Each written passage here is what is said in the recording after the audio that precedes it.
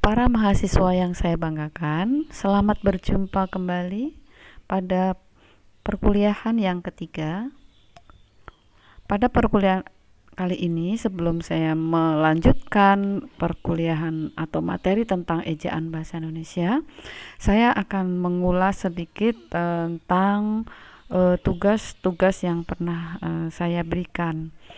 Untuk tugas yang pertama, terkait dengan pendapat Anda tentang bahasa asing, itu secara garis besar sudah bagus, sangat beragam jawabannya, tapi itu karena memang pendapat, kita tidak bisa mengatakan bahwa ini benar atau salah, tapi itu uh, kita harus menghargai pendapat orang. Akan tetapi kita juga harus tetap melihat pada konteks yang sebenarnya di dalam masyarakat kita. Ada keprihatinan, tapi ada juga hal-hal yang memang sudah diatur oleh pemerintah, bahwa kita harus tetap menjunjung bahasa persatuan atau mengutamakan bahasa Indonesia, kemudian melestarikan bahasa daerah, dan menguasai bahasa asing. Jadi kita tidak anti bahasa asing, tapi ada aturannya, ada persentasenya. Kita tetap harus bangga dan menjunjung tinggi bahasa Indonesia. Nah, itu dari segi substansi jawaban rata-rata sudah bagus. Akan tetapi saya agak menyayangkan dalam penulisannya atau dalam tata tulisnya itu masih kurang memperhatikan kaidah. Mungkin untuk pertama itu saya maklumi, tapi ketika saudara sudah memahami, sudah mempelajari, dan sudah mengetahui kaidah bahasa Indonesia, maka tolong tugas yang pertama itu nanti dijadikan pegangan kembali, atau akan tetap kita jadikan bahan tugas di bagian berikutnya. Jadi tugas itu tetap disimpan. Nanti pada waktu tertentu saya akan minta saudara menyempurnakan kembali tulisan-tulisan Anda itu menggunakan peranti yang sudah kita pelajari, yaitu kaidah. Di sana masih ada tulisan nama tempat masih menggunakan huruf kecil, kemudian mana yang disambung, mana yang dipisah masih belum tertata dengan rapi. Belum lagi sampai pada tataran kalimat. Tapi yang ingin saya tekankan, silakan Anda gunakan kaidah yang sudah Anda pelajari atau yang sudah kita pelajari untuk membetulkan jawaban tulisan untuk tugas yang pertama. Kemudian ulasan yang kedua untuk forum tanya jawab. Untuk forum tanya jawab, sebagian besar menanyakan tentang penulisan kata serapan. Penulisan kata bukan serapan penulisan kata sapaan, maaf. Kata sapaan seperti kata saudara, kata Anda, kata Bapak, kata Ibu. Jika itu merupakan sapaan, maka penulisannya diawali dengan huruf kapital. Kata saudara itu kalau itu sapaan, maka diawali huruf kapital. Kata Anda itu wajib diawali dengan huruf kapital. Kata Anda ini sama dengan kata saudara. Kata Bapak, kata Ibu, Tuan itu jika merupakan sapaan atau langsung merujuk pada orang, itu ditulis di awal menggunakan huruf kapital. Kemudian yang berikutnya kata maha. Betul, kata maha itu penulisannya digabungkan karena itu merupakan unsur terikat, digabungkan dengan kata dasar berikutnya. Maha kasih, maha sayang itu digabung. Tapi kalau maha pengasih, maha penyayang itu dipisah. Pengecualian untuk maha esa itu memang dipisah. Esa itu kata dasar, tapi penulisan maha esa itu dipisah. Ini khususan karena ini kata maha esa itu termaktub dalam pembukaan Undang-Undang Dasar 45 dan itu sudah kesepakatan, sudah harga mati. Pembukaan Undang-Undang Dasar 45 tidak boleh diubah satu kata pun. Sehingga jika kata Maha Esa digabung pada konteks itu juga harus digabung, sehingga itu tidak dilakukan. Ini termasuk pengecualian. Kemudian sebagian besar juga menanyakan tentang gelar keturunan, gelar kehormatan, dan gelar keagamaan. Kalau gelar keturunan itu biasanya itu berangkat dari keraton atau kerajaan atau kesultanan. Misalnya ada Raden Ajeng, itu keturunan raja. Kemudian kalau kehormatan itu biasanya diberikan oleh kelompok atau oleh negara. Seperti Andi itu gelar kehormatan yang diberikan untuk bangsawan Bugis. Kemudian ada Mahaputra, itu juga gelar kehormatan. Kemudian kalau gelar keagamaan itu untuk tokoh-tokoh pemuka agama itu diberikan gelar keagamaan. Seperti kata haji pun kalau diikuti nama orang itu ditulis huruf kapital, itu gelar kehormatan. Kemudian pastor, ada juga ustadz, ustazah, pendeta, itu juga gelar keagamaan. Kata-kata tersebut jika diikuti nama orang maka diawali huruf kapital. Sama jika tidak diikuti nama orang maka tidak ditulis dengan huruf kapital. Baik, itu ulasan. Kemudian saya lanjutkan untuk materi ejaan bahasa Indonesia untuk pertemuan yang ketiga. Kita masuk pada penulisan unsur serapan. Ada beberapa penulisan unsur serapan, berapa model atau beberapa ragam. Ada yang penyerapannya itu sempurna, ditulis penulisannya tetap. Seperti radio, itu juga tetap radio, bus, bank, plus, unit, patriot, program, data, problem, ideal, tank atau tang, itu dibacanya, itu penulisannya tetap diambil dari sumber aslinya. Kemudian penulisan unsur serapan yang tulisannya dan lafalnya itu berubah, jadi disesuaikan dengan penulisan atau pelafalan Indonesia. Yang pertama itu manajemen, misalnya manajemen, sebenarnya itu membacanya pun tetap manajemen. Ketika ditulis dalam bahasa Indonesia menjadi manajemen dan membacanya pun manajemen. Kredit itu tetap dibaca kredit, Pak, meskipun tulisannya menggunakan C. Maka dalam kaidah bahasa Indonesia itu tulisannya dan lafalnya berubah menjadi kredit menggunakan K. Komputer itu komputer, bukan komputer, dan itu ketika kita membaca tulisan itu kita membacanya juga komputer. Karisma, kompeten,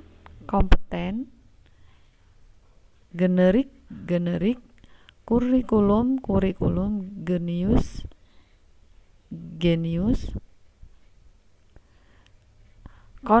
konkret, kongres, fokus.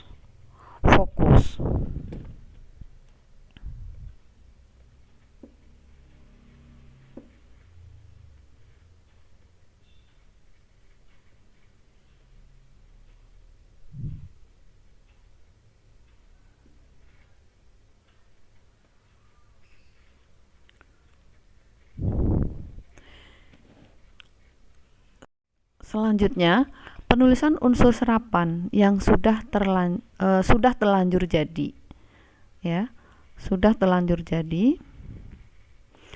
Artinya penyerapannya itu tidak tidak atau jauh dari kata aslinya. Misalnya voorschot dari bahasa Belanda itu kita menyerapnya dengan persekot. Winkel menjadi bengkel, domekrat menjadi dongkrak, frikadel dari Belanda nih, sebenarnya pergedel itu berasal dari bahasa Belanda, frikadel. Kabar dari Arab, iklan dari Arab, fardu perlu, syaitan menjadi setan, sedekah menjadi sedekah. Kemudian garfo dari Portugis menjadi garpu, igreja menjadi gereja. Kemudian janela menjadi jendela. Kemudian kamisa menjadi kemeja.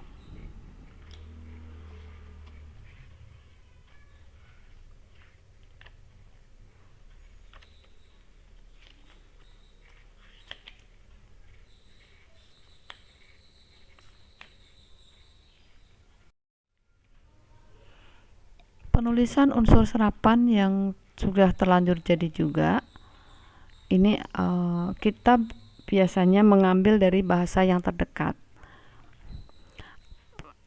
Kadang-kadang kita menyerapnya dari bahasa Inggris, kadang-kadang kita juga menyerapnya dari bahasa Belanda. Proklamasi itu dari Inggrisnya seperti proclamation, kemudian dari bahasa Belanda juga ada coordination,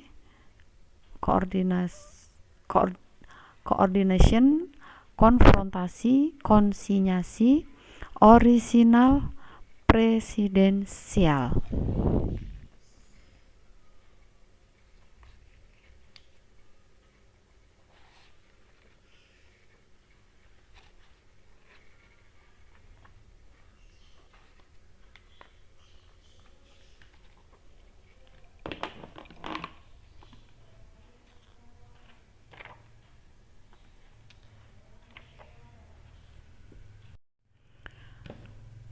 Finansial, spiritual, realisasi, modernisasi, dramatisasi, standarisasi.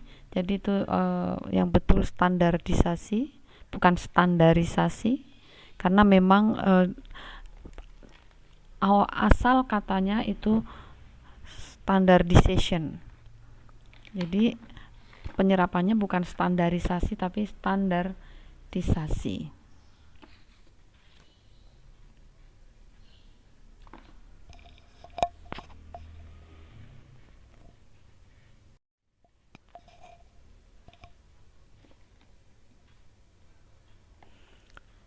Sekarang kita masuk ke materi tanda baca. Coba kita perhatikan, ada beberapa deret kata, penulisannya seperti itu. Di situ saya sajikan ada bagian yang salah, ada bagian penulisan yang betul. Penulisan yang salah, pukul.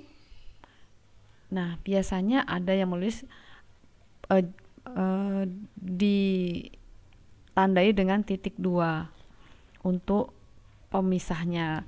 Akan tetapi yang betul adalah diberi jeda atau dipisahkan dengan tanda titik.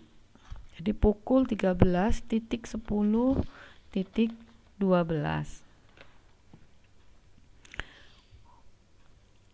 W.S. Rendra ini pada kaidah penyingkatan ini kita sudah mempelajari, diberi titiknya per huruf. Jadi pada huruf itu namanya ciri penyingkatan nama orang.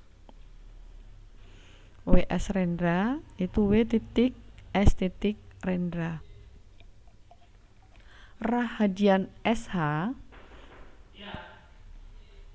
Rahadian SH itu sebenarnya kalau itu nama orang, maka Rahadian S titik H titik.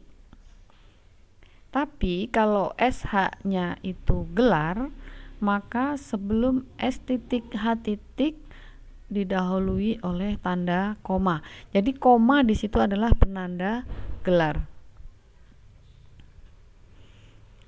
KH Paramardika SE. Penulisan yang benar adalah K titik H titik Paramardika, S titik E titik. Kemudian penulisan rupiah. Kita sering menjumpai penulisan rupiah seperti itu, Rp.50.000. Itu kalau dalam pelafalan 50, bukan 50, tapi kita mengucapkannya dengan 50. 0 dengan 0 itu berbeda. Yang betul adalah penulisannya rupiah langsung, kemudian tidak ada spasi, kemudian untuk penanda akhirnya 00 itu untuk sen. Kemudian untuk 20 kg maka tidak perlu menggunakan titik, 20 spasi KG, huruf kecil semuanya. Kemudian S garis miring D. Jadi S garis miring atau slash itu tidak lazim digunakan. D garis miring A atau D slash A itu tidak lazim digunakan atau secara kaidah. Jadi kita yang kita pegang adalah kaidah, yaitu penulisan yang betul S titik D titik D titik A titik.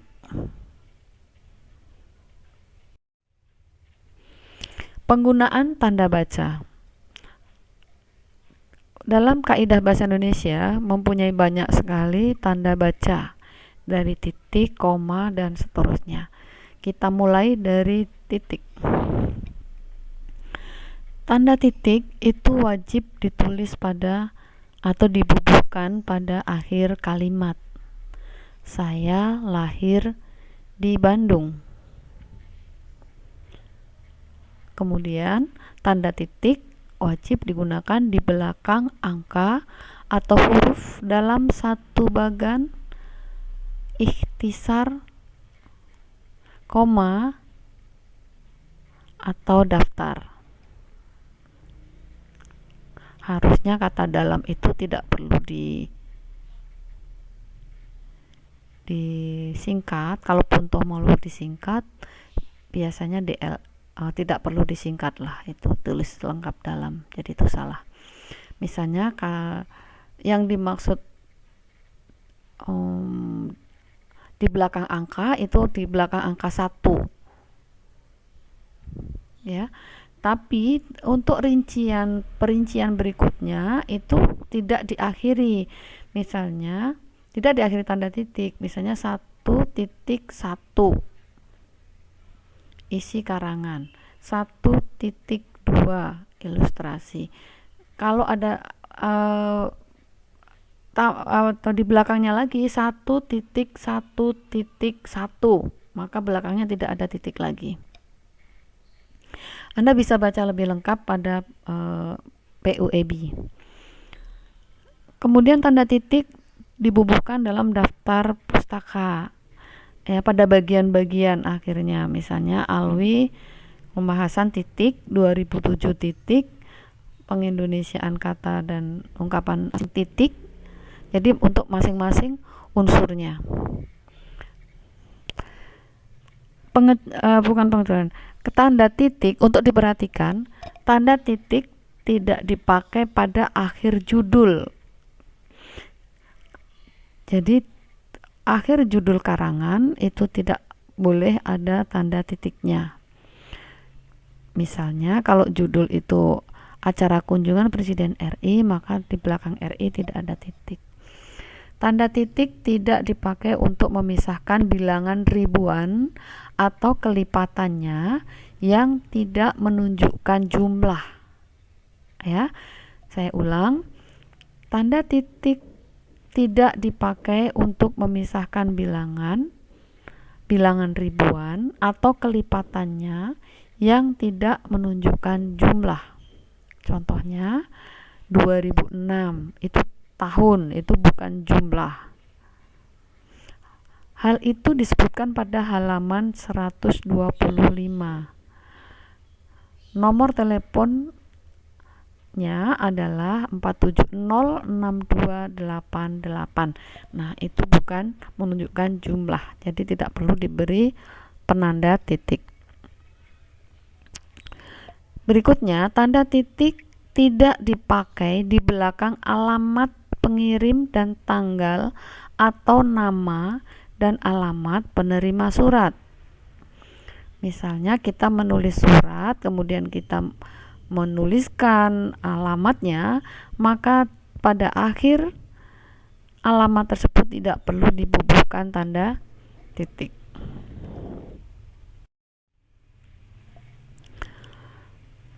Selanjutnya, penggunaan tanda baca koma. Tanda baca koma digunakan dalam pemerincian. Contohnya, mahasiswa PKN STAN harus mengikuti mata kuliah Bahasa Indonesia, akuntansi, keuangan publik, dan pelaksanaan belanja negara pada semester ini. Nah, kalau dalam perincian ada lebih dari 2 perincian, maka pada perincian terakhir itu muncul kata dan sesudah tanda koma. Tapi kalau hanya ada 2, misalnya mata kuliah Bahasa Indonesia dan akuntansi, itu tidak perlu ada koma. Tapi kalau ada 3, misalnya ibu membeli gula, kopi, dan garam. Jadi sebelum dan itu muncul koma. Sebelum rincian yang terakhir. Tanda koma berikutnya digunakan dalam kalimat kompleks atau kalimat majemuk bertingkat. Contohnya, dalam kalimat majemuk bertingkat itu pasti ada anak kalimat dan induk kalimat. Nanti pada materi kalimat akan kita bahas lebih jauh. Karena lelah, dia tidak sempat mengerjakan tugas. Jadi pemisah antara induk dengan anaknya dalam kalimat tersebut dipisahkan dengan tanda koma. Tetapi jika dibalik itu tidak muncul tanda koma atau diubah, dia tidak sempat mengerjakan tugas karena lelah, itu tidak perlu muncul koma. Jadi jika anak kalimat mendahului induk kalimat, maka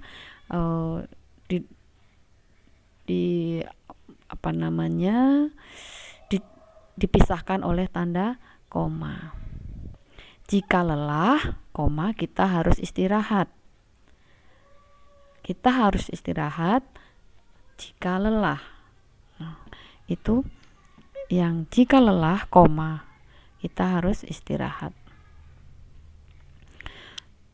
Tanda baca koma juga digunakan di belakang kata penghubung antar kalimat.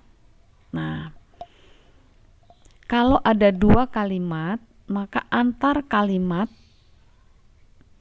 yang didahului oleh kata oleh karena itu, jadi, akan tetapi, namun, meskipun demikian, sehubungan dengan itu, di samping itu, maka wajib muncul tanda koma. Ya.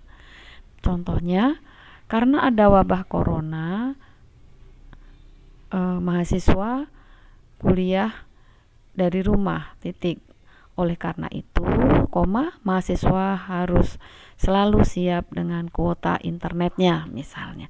Jadi untuk penanda antar kalimat, kata penghubung antar kalimat itu menggunakan tanda koma. Wajib ya. Jadi akan tetapi. Jadi harus muncul kalimat sebelumnya. Ada kalimat sebelumnya bla bla bla. Oleh karena itu, bla bla bla. Bla bla bla, jadi koma bla bla bla dan seterusnya. Tanda koma juga digunakan pada kalimat langsung, ya. Penanda kalimat langsung. Kalimat langsung itu adalah kalimat yang diucapkan oleh yang bersangkutan. Kata ayah. Nah, di sini kalimat langsungnya adalah Andi harus belajar mandiri. Nah, di situ kalimat langsung di situ ditandai dengan tanda koma. Kata ayah, Andi harus mandiri. Tanda koma juga digunakan dalam pemerincian alamat. Kalau alamat itu dirinci ke samping, maka dipisahkan oleh tanda koma. Tapi kalau dirinci ke bawah, itu tidak ada tanda koma di masing-masing di belakangnya. Saudara Bakri, Jalan Dewan Bahasa, Kuala Lumpur, Malaysia. Tapi jika disusun ke bawah, maka di bagian akhir itu tidak muncul tanda koma. Kita lanjutkan pada penggunaan tanda baca titik koma. Tanda baca titik koma ini dapat digunakan untuk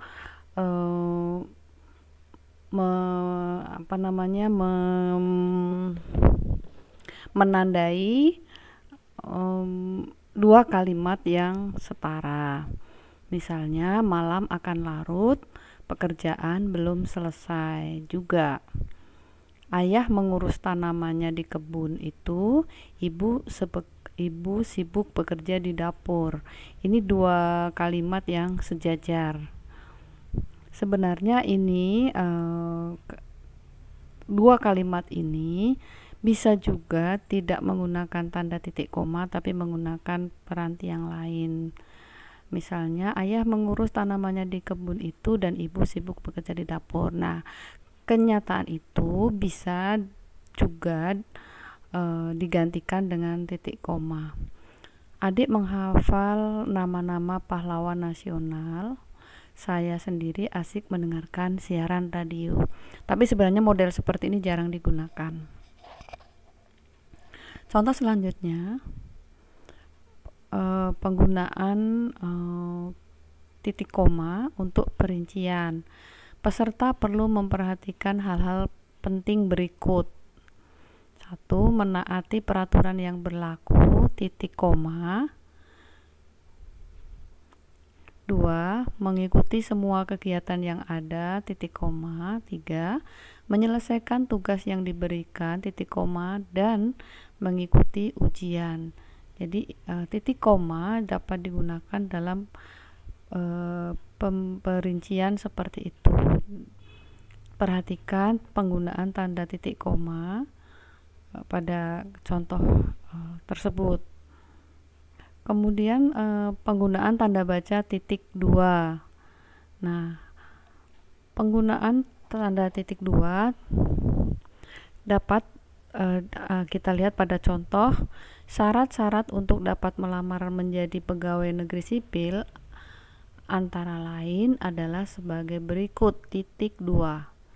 Nah, jadi contoh yang tadi dengan contoh yang berikut ini sebenarnya penggunaan titik 2 juga bisa digunakan seperti itu. Saya ulang untuk contoh kalimat pada penggunaan tanda baca titik 2. Syarat-syarat untuk dapat melamar menjadi pegawai negeri sipil antara lain adalah sebagai berikut, titik 2. 1. Berwarga negara Indonesia, titik koma, berusia antara 18 tahun dan 40 tahun, titik 2, titik koma, maaf. 3. Tidak pernah dihukum, titik koma. 4. Berkelakuan baik, titik koma, dan berbadan sehat, titik. Tanda titik 2 pada kalimat peserta perlu syarat-syarat untuk itu bisa diganti dengan tanda titik jika rinciannya merupakan kalimat lengkap. Di situ ada subjeknya, ada predikatnya. Dan selanjutnya, contohnya, syarat-syarat untuk dapat melamar menjadi pegawai negeri sipil antara lain adalah sebagai berikut, titik.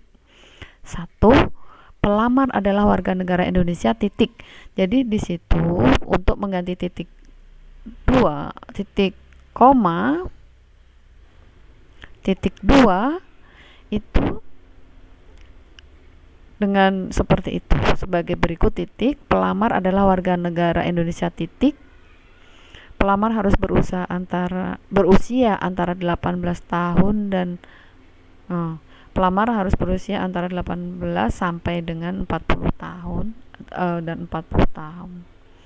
Pelamar tidak pernah dihukum, titik.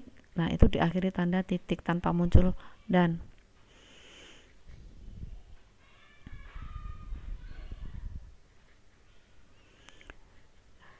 Contoh berikutnya, pemakaian tanda titik 2 dan titik koma yang bersamaan di situ.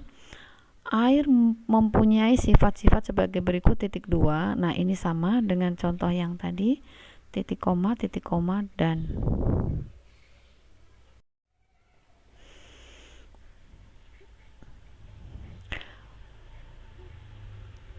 Kita lihat contoh berikut ini. Pemakaian tanda baca yang salah dan pemakaian tanda baca yang benar. Pemakaian tanda baca yang salah misalnya, air mempunyai sifat-sifat sebagai berikut, titik 2, mengalir, M-nya kapital, dari tempat yang tinggi diakhiri dengan tanda titik. Jadi rinciannya diawali huruf kapital dan tanda titik itu salah karena itu bukan kalimat ya. Itu bukan kalimat dan itu berikutnya dengan menggunakan tanda titik 2. Jadi yang benar adalah air mempunyai sifat-sifat sebagai berikut, titik 2. Rinciannya itu tanpa diawali huruf kapital dan diakhiri tanda koma. Koma, wadahnya koma, arah koma, kecil koma, dan melarutkan zat yang lain baru titik. Jadi penandanya di situ Anda cermati antara titik 2, huruf kapital, koma, dan titik. Sifat-sifat air adalah, nah ini dalam itu sebenarnya masih satu kalimat ya. Sifat-sifat air adalah mengalir dari tempat tinggi, koma, mendatar, koma, wadahnya, koma, dan kita perhatikan perbedaan antara dua pernyataan yang benar itu. Antara yang sebelah kiri, sifat-sifat air adalah langsung diberi rincian bawahnya tanpa diawali huruf kapital, diakhiri tanda koma masing-masing rinciannya, dan diakhiri tanda titik pada rincian yang terakhir. Kemudian contoh yang kedua, sifat-sifat air adalah sebagai berikut, titik. Nah, Anda perhatikan rinciannya merupakan kalimat lengkap. Ketika rinciannya merupakan kalimat lengkap, maka di situ diakhiri tanda titik. Sifat-sifat air adalah sebagai berikut, titik. 1. Air mengalir dari tempat yang tinggi, titik. Permukaannya atau permukaan air rata atau mendatar, titik. Bentuknya atau bentuk air sesuai dengan wadah yang ditempatinya, titik. Air memberikan tekanan ke semua arah, titik. Air dapat meresap melalui celah kecil, titik. Air melarutkan berbagai zat, titik. Jadi dua-duanya benar, hanya cara penulisannya yang berbeda. Boleh yang sebelah kiri, boleh yang sebelah kanan juga boleh. Kita lanjutkan penggunaan tanda baca petik tunggal. Contoh penggunaan tanda baca petik tunggal itu yang pertama istilah deadline. Deadline itu istilah kata asing ya di situ. Kemudian untuk padanannya itu kita menggunakan petik tunggal. Jadi sebagai penanda padanan, penanda makna dari kata deadline itu tunggal, maka kata deadline itu tenggat, Jadi kata tenggat itu diapit oleh petik tunggal. Jadi saya ulangi, tanda petik tunggal dipakai untuk mengapit makna atau terjemahan atau penjelasan kata atau ungkapan. Misalnya di situ untuk terjemahan yaitu deadline dan tenggat terjemahannya. Homepage laman. Nah, laman ditulis di antara tanda petik tunggal. Homepage itu sebenarnya terjemahnya adalah laman. Begitu. Jadi untuk menjelaskan, homepage laman PKN STAN dapat dilihat melalui browser atau peramban apapun. Jadi browser itu sebenarnya dalam bahasa Indonesia disebut dengan atau diterjemahkan dengan kata peramban.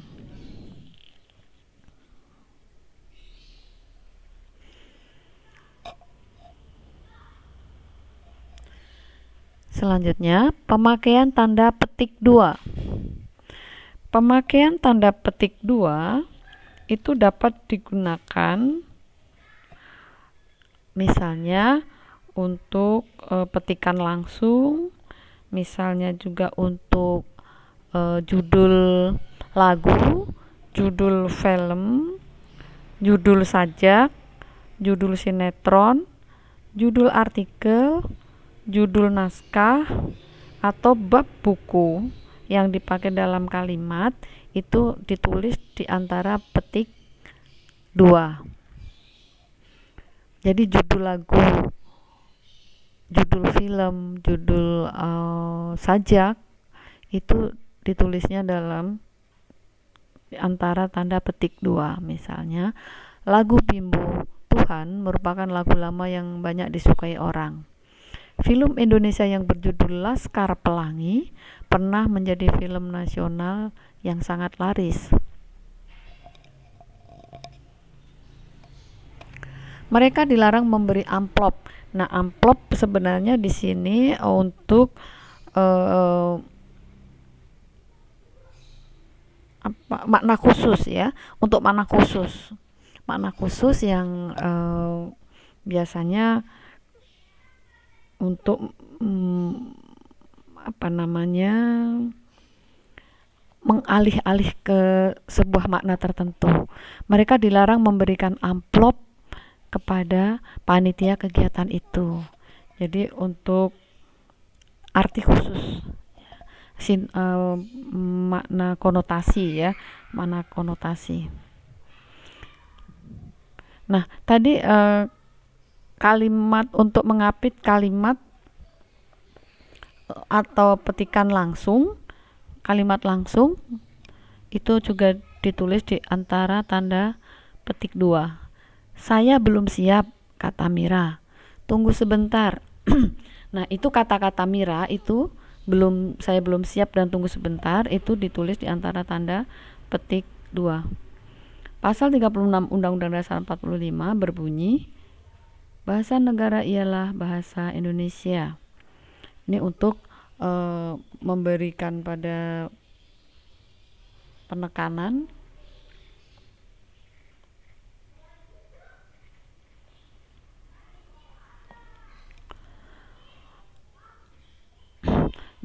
bacalah Bola Lampu dalam buku dari satu masa. Sebenarnya ini tulisan buku itu harus miring ya, dari suatu masa, dari satu tempat itu ditulis miring karena itu judul buku. Kita tetap mengacu pada penulisan huruf miring, bahwa huruf miring digunakan atau judul buku, judul majalah, judul koran itu ditulis menggunakan huruf miring. Jadi di situ dalam buku judul bukunya adalah dari satu masa, dari satu tempat itu ditulis miring. Kemudian Bola Lampu itu salah satu judul dari sub buku itu ditulis di antara tanda petik 2.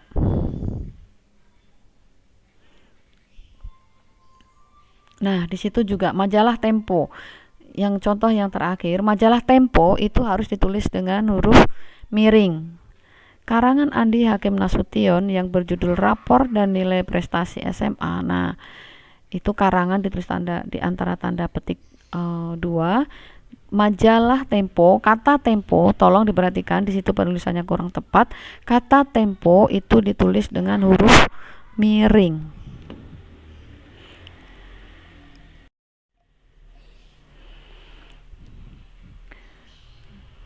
Contoh selanjutnya, sajak. Ini judul sajak berdiri aku, juga ditulis di antara tanda petik 2. Pekerjaan itu dilaksanakan dengan cara coba dan ralat saja, jadi itu yang ditekankan. Ia bercelana panjang yang di kalangan remaja dikenal dengan istilah cutbray, itu kata-kata khusus. Tanda petik penutup mengikuti tanda baca yang mengakhiri petikan langsung. Misalnya kata tono.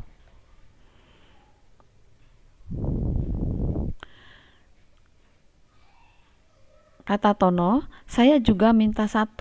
Nah, itu ditulis di antara tanda petik 2. Tanda baca penutup kalimat atau bagian kalimat ditempatkan di belakang tanda petik yang mengapit kata atau ungkapan yang dipakai dengan arti khusus pada ujung kalimat atau pada bagian kalimat. Misalnya, karena warna kulitnya, Budi mendapat julukan si hitam. Nah, itu ditulis di antara tanda petik. Bang Komar sering disebut pahlawan. Ia sendiri tahu sebabnya.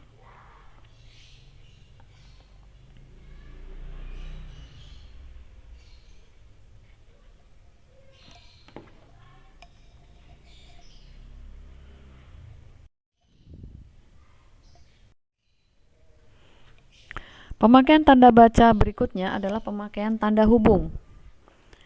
Tanda hubung dipakai untuk memperjelas hubungan bagian kata atau ungkapan. Contoh, berevolusi atau berevolusi. Jadi ketika ada satu hal yang memang harus diperjelas, karena antara berevolusi dengan berevolusi itu berbeda makna.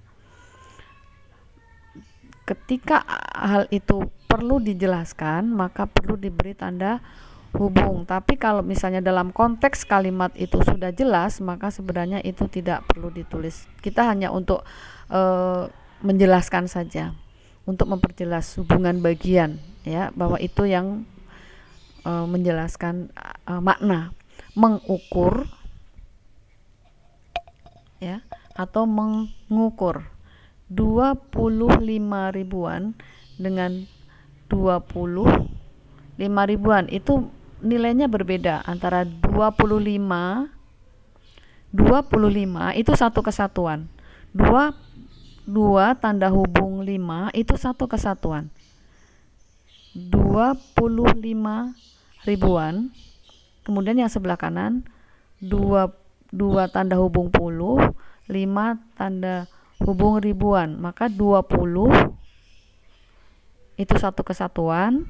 5 ribuan itu satu kesatuan. Itu jumlahnya berbeda. Antara 25 ribuan dengan 25 ribuan itu berbeda. Anak istri saya dengan anak istri saya, kanan dan kiri itu berbeda.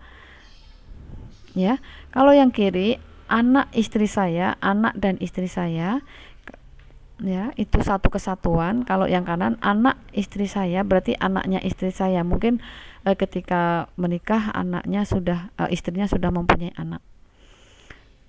Kemudian non gaji itu untuk menjelaskan, misalnya kalau digabungkan akan menjadi non, bisa dibaca non ngaji. Sementara yang dimaksud adalah non gaji atau tidak bergaji. Non gelar, non gelar. Jadi untuk menjelaskan. Pedagang udang tanpa kepala itu kalau tidak ada tanda hubungnya, kita bisa memanai pedagang udang yang tidak mempunyai kepala. Tetapi ketika ada tanda hubungnya, maka jelas di situ udang tanpa kepala. Jadi itu adalah pedagang, ada pedagang yang menjual udang tanpa kepala.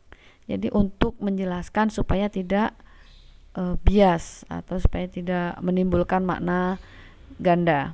Kalau tidak ada tanda hubungnya, maka kita bisa memaknai pedagang udangnya yang tanpa kepala. Tanda hubung dipakai untuk merangkai tulisan berikut. Nah, di sini Maluku ya. Jadi di situ untuk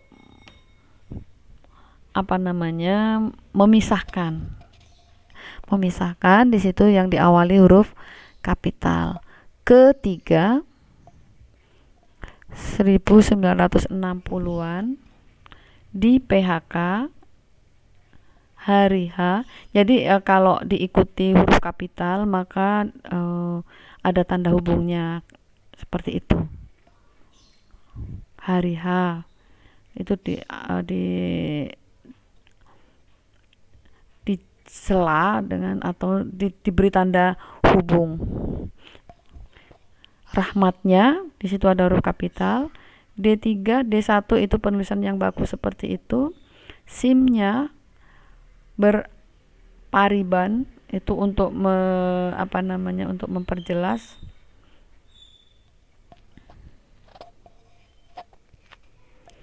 Kata pasca berasal dari bahasa Sanskerta. Itu juga untuk memperjelas. Kalau tadi tanda hubung itu pendek satu ketukan. Kalau tanda pisah itu dua ketukan. Kesuksesannya untuk penjelas juga sebenarnya kesuksesannya saya yakin hasil kerja kerasnya telah mendunia. Itu untuk menjelaskan kesuksesannya saya yakin hasil kerja kerasnya telah mendunia. Sebenarnya itu inti kalimatnya kesuksesannya telah mendunia. Nah, itu hanya